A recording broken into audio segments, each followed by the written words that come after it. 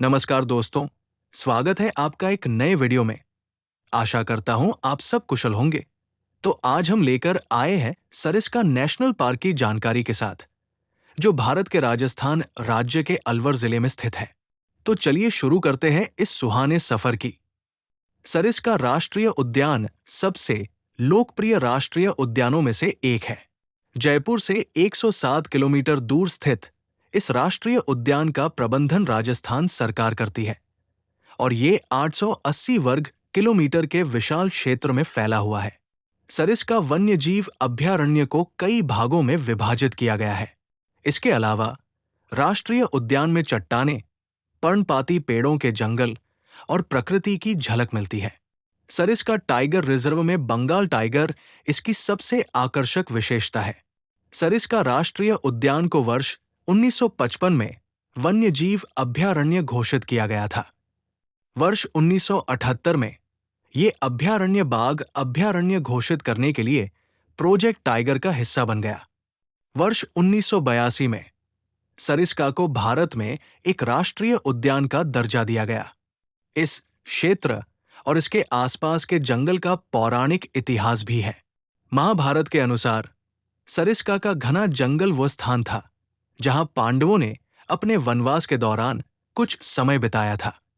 वर्ष 2005 में सरिस्का बाघ अभयारण्य क्षेत्र में बाघ विलुप्त हो गए थे और सरिस्का वन्यजीव अभयारण्य को बनाए रखने के लिए बाघों को स्थानांतरित करना अत्यंत आवश्यक था। वन विभाग, राजस्थान और राष्ट्रीय बाघ संरक्षण प्राधिकरण, एक कोर ग्रुप संविधान ने वर्ष 2006 से 2007 में स्थानांतरण योजना तैयार की। इसी के तहत वर्ष 2008 में 2 नर बाघों को रणथंभौर राष्ट्रीय उद्यान से हवाई स्थानांतरण के माध्यम से सरिस्का टाइगर रिजर्व में स्थानांतरित किया गया था तथा वर्ष 2009 में एक मादा बाघ को स्थानांतरित किया गया था। वर्ष 2012 में सफल स्थानांतरण के बाद 2 शावकों को जन्म दिया, जिससे सरिस्का राष्ट्रीय उद्यान में पुनरुद्धार की राह खुली। अभी फिलहाल 49 बाघ है, जिनमें नर, मादा और शावक शामिल हैं। सरिस्का राष्ट्रीय उद्यान में वन्यजीव समृद्ध है। बंगाल टाइगर, तेंदुए, जंगली बिल्लियां, कैराकल, धारीदार लकड़बग्घा, भारतीय सियार, चीतल, तरुण, सांभर, चिंकारा, 4 सींग वाले मृग, जंगली सुअर, खरगोश में 2 प्रकार की सफारी है, जीप सफारी और कैंटर सफारी। दोनों प्रकार की सफारी 2 शिफ्टों में संचालित होती है, सुबह और शाम। Jeep safari. सरिस्का में जीप सफारी में ड्राइवर सह गाइड को छोड़कर 6 लोग एक जिप्सी में बैठ सकते हैं। जीप सफारी के जरिए सरिस्का के वन्यजीवों को करीब से देख पाएंगे। Canter safari. कैंटर सफारी का आनंद एक खुली मिनी बस में लिया जा सकता है, जिसमें गाइड और ड्राइवर को छोड़कर 20 लोग बैठ सकते हैं। यदि आप एक बड़े समूह हैं, तो कैंटर सफारी के लिए जाने की सिफारिश की जाती है, क्योंकि आप सभी एक ही वाहन में एक साथ वन्य जीवों का पता लगा सकते हैं। इनकी कीमतें और टाइमिंग आप स्क्रीन पर देख सकते हैं। बुकिंग के लिए सबसे अच्छा विकल्प ऑनलाइन रहेगा। बुकिंग के लिए ऑफिशियल वेबसाइट का लिंक आपको डिस्क्रिप्शन में मिल जाएगा और फेक वेबसाइट से सावधान रहें। सरिस्का राष्ट्रीय उद्यान में 2 द्वार है। पहला द्वार सरिस्का गेट है, जिसके माध्यम से आप जोन 1, जोन 2 और जोन 3 में प्रवेश कर सकते हैं। दूसरा द्वार तहला गेट है, जिसके माध्यम से आप जोन 4 में प्रवेश कर सकते हैं। दोनों द्वार वन्य जीवों को देखने के बेहतरीन अवसर प्रदान करते हैं। आपको बता दें, सरिस्का टाइगर रिजर्व निजी वाहनों को भी अनुमति देता है, लेकिन प्रतिबंधों के साथ। आप मंगलवार और शनिवार को पार्क में अपनी कार चला सकते हैं, खास तौर पर पांडुपोल हनुमान जी मंदिर के दर्शन के लिए, लेकिन आपको कुछ नियमों का पालन करना होगा। मंदिर पहुंचने तक आप अपनी कार से बाहर नहीं निकल सकते, हॉर्न नहीं बजा सकते या संगीत नहीं बजा सकते, और आप अपनी कार का उपयोग सफारी ट्रैक पर नहीं कर सकते। इसके अतिरिक्त कोर जोन 1 जुलाई से 31 सितंबर तक बंद रहता है। दोस्तों, सरिस्का सफारी में हमने बाघ को करीब से देखा है। उसका वीडियो अलग से बनाया है। आप उसको आई बटन के जरिए या डिस्क्रिप्शन में लिंक के जरिए देख सकते हैं। टाइगर सफारी के दौरान आपको ये जगह जरूर देखनी चाहिए। पांडुपोल, ये मंदिर सरिस्का वन क्षेत्र में स्थित है। इस मंदिर का इतिहास महाभारत काल से जुड़ा हुआ है। बताया जाता है कि कौरव व पांडवों के युद्ध के दौरान पांडवों ने इस क्षेत्र में अज्ञातवास का समय बिताया था। पांडव जब अज्ञातवास काटने के लिए सरिस्का के वन क्षेत्र में आए तो कौरवों को इस बात का पता चल गया था कि पांडव इस जगह पर आए हुए हैं। वो इन्हें खोजते हुए यहां तक आ गए। इनसे बचने के लिए पांडुपुत्र भीम ने पहाड़ी पर अपनी गदा से प्रहार किया तो पहाड़ी में आर पार बड़ा रास्ता बन गया। इस जगह को ही पांडुपोल के नाम से जाना जाता है और ऐसा माना जाता है कि पांडुपोल हनुमान मंदिर ठीक उसी स्थान पर स्थित है जहां भीम ने भगवान हनुमान से मुलाकात की थी। ये भारत का ऐसा मंदिर है जहां पर हनुमान जी की लेटी हुई प्रतिमा विराजमान है। सरिस्का पैलेस रिजर्व क्षेत्र के अंदर स्थित सरिस्का पैलेस कभी जयपुर के महाराजा जय सिंह का शिकारगाह हुआ करता था।